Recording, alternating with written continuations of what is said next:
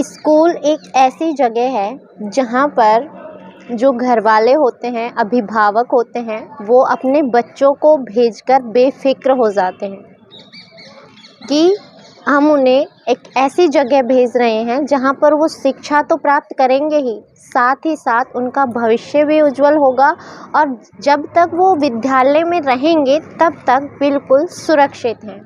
ऐसा ही हर किसी की धारणा है और होता भी आमतौर पर यही है कि अभिभावकों के लिए जो शिक्षा का मंदिर है, जो विद्यालय है, वो एक बिल्कुल सुरक्षित जगह है।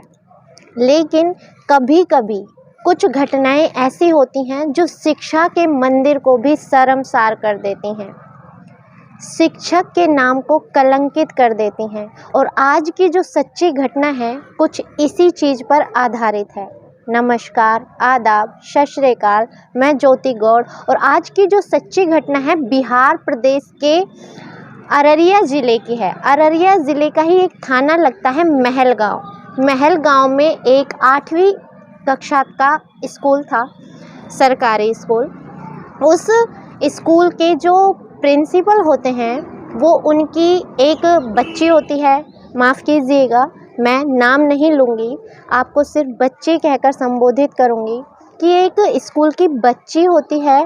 उसके पिता को फ़ोन करते हैं, फ़ोन पर कहा जाता है कि आपकी बच्ची को स्कूल भेज दीजिए, उसके नाम की कुछ छात्रवृत्ति आई है और उसके नाम का कुछ राशन आया है। ये कॉल पहला नहीं था, आमतौर पर जो उस स्कूल के प्रिंसिपल थे ऐसे फ़ोन कॉल अभिभावकों को करते ही रहा करते थे और उस दिन भी ऐसा ही आम दिन था। पिता ने जैसे ही फ़ोन कॉल सुना, उन्होंने बेफिक्र होकर अपनी बच्ची को, उनकी बच्ची 8वीं कक्षा की छात्रा थी, उसकी महज उम्र उस वक्त रही होगी 14 वर्ष, वो उसे स्कूल के लिए तैयार करके भेज देते हैं। बच्ची स्कूल जाती है तो स्कूल जाते ही जैसे ही वो स्कूल पहुंचती है, स्कूल में कोई नहीं होता है सिवाय उस प्रिंसिपल के। जो प्रिंसिपल होते हैं वो उन्हें फर्स्ट फ्लोर पर लेकर जाते हैं। उस बच्ची को फर्स्ट फ्लोर पर ले जाकर के एक कमरे में ले जाया जाता है। कमरे में ले जाकर उसके बदन से एक एक कपड़े उतार दिए जाते हैं। बदन से एक एक कपड़े उतारकर उस लड़के के साथ छेड़छाड़ की जाती है और उसके साथ बलात्कार करते हैं। लेकिन ये दिन रोज़ की तरह एक आम दिन नहीं था। आज के दिन जब वो बच्ची अपने गांव से यानी अपने घर से स्कूल की तरफ जा रही थी तो उसी गांव के एक पुजारी के बेटे थे, वो उस बच्ची का पीछा कर रहे थे। ऐसे कई बार होता है कि कोई बच्ची जा रही होती है, कोई उसके पीछे पीछे चलने लगे कि भैया ये कहाँ जा रही है। तो उस दिन भी कुछ ऐसा ही एक किस्सा हो जाता है, वाक़या हो जाता है कि उस पंडित जी के जो बेटे होते हैं वो उस बच्ची के पीछे पीछे चलने लगते हैं। वो गांव से लेकर के स्कूल तक उसके पीछे पीछे पहुंच जाते हैं और यहाँ तक कि स्कूल तक ही नहीं, वो उस कमरे तक पहुँच जाते हैं जहाँ पर वो प्रिंसिपल उस बच्ची के साथ दुष्कर्म कर रहा था।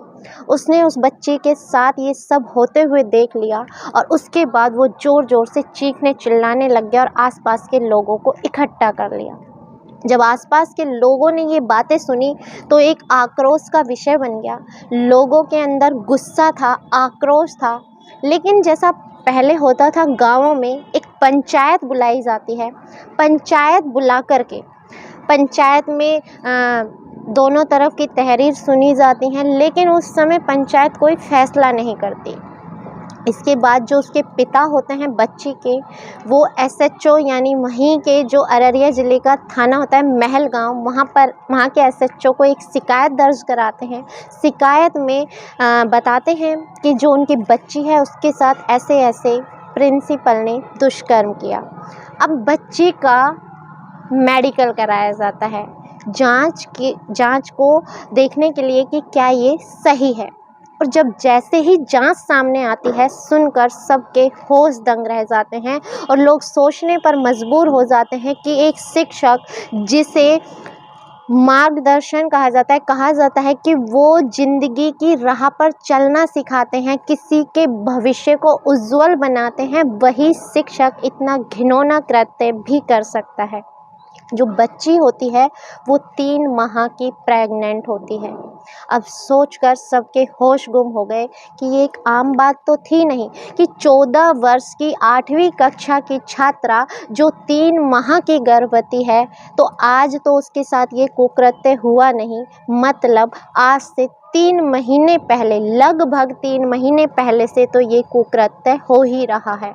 आज अगर उस बच्चे ने नहीं देखा होता तो शायद ये घटना फिर भी सामने नहीं आती, और हो सकता है सिर्फ उस बच्चे के साथ नहीं, बाकी कुछ और बच्चियों के साथ भी ये घटना घटित होगी, लेकिन उन बच्चियों ने या तो शर्म से या डर से या भय से किसी से कभी कुछ नहीं कहा। अब जो एसएचओ होते हैं वो एक महिला सिपाही को बुलाते हैं, वो उस बच्ची से पूछताछ करने के लिए कहते हैं। अब जो बच्ची होती है वो बहुत डरी हुई होती है, और जब ये मामला इतना ज़्यादा हाईलाइट होता है तो बच्ची और ज़्यादा डर और सहम जाती है। जब उसे प्यार से पुचकारा जाता है, प्यार से पूछा जाता है कि बेटा घबराओ नहीं, जो भी तुम्हारे साथ हुआ है मुझे खुल कर बताओ, तो वो बच्ची बताना शुरू करती है कि एक बार ऐसे ही राशन के लिए मेरे घर पर फ़ोन आया, मेरे पिता ने मुझे भेज दिया, मैं खुशी खुशी यहाँ पर आई। स्कूल में कोई स्टाफ नहीं था, कोई स्कूल में एक भी अध्यापक नहीं था, ना ही कोई बच्चा था। मैं जब आई तो प्रिंसिपल सर ने मुझे छेड़छाड़ करना शुरू कर दिया, मुझे बैड टच करना शुरू कर दिया, फिर धीरे धीरे करके मेरे एक एक कपड़े उतारे और मेरे साथ रेप किया। रेप करने के बाद मेरी एक वीडियो बनाई और वीडियो बनाकर मुझे ही दिखाई, और मुझे दिखाकर कहा कि अगर तुमने ये बात किसी को बताई तो तुम्हारे साथ अच्छा नहीं होगा, मैं ये वीडियो वायरल कर दूंगा और तुम्हारे पिता के गांव में बहुत बदनामी होगी।